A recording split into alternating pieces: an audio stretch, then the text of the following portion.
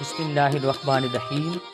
ایک مرتبہ کسی نے حضرت ابراہیم بن ادم رحمۃ اللہ علیہ سے پوچھا، حضرت قرآن مجید میں اللہ تعالیٰ نے فرمایا ہے کہ میں دعا کرنے والے کی دعا قبول کرتا ہوں، پھر کیا سبب ہے کہ بعض دفعہ ہم برابر دعا کرتے رہتے ہیں لیکن ہماری دعا قبول نہیں ہوتی؟ آپ رحمۃ اللہ علیہ نے فرمایا، دعا قبول نہ ہونے کے 9 اسباب ہیں۔ پہلا، تم اللہ تعالیٰ کو جانتے ہو لیکن اس کا حق ادا نہیں کرتے، یعنی جن کاموں کے کرنے کا اس نے حکم دیا ہے وہ نہیں کرتے اور جن کاموں سے اس نے منع کیا ہے ان سے دور نہیں رہتے۔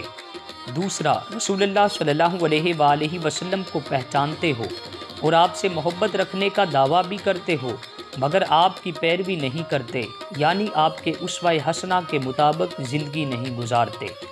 تیسرا، قرآن مجید پڑھتے تو ہو مگر اس پر عمل نہیں کرتے۔ چوتھا، اللہ تعالیٰ کی نعمتیں کھاتے ہو مگر سچے دل سے اس کا شکر ادا نہیں کرتے۔ پانچواں، شیطان کو دشمن سمجھتے ہو مگر اس سے نہیں بھاگتے اور اس کے کہنے پر چلتے ہو۔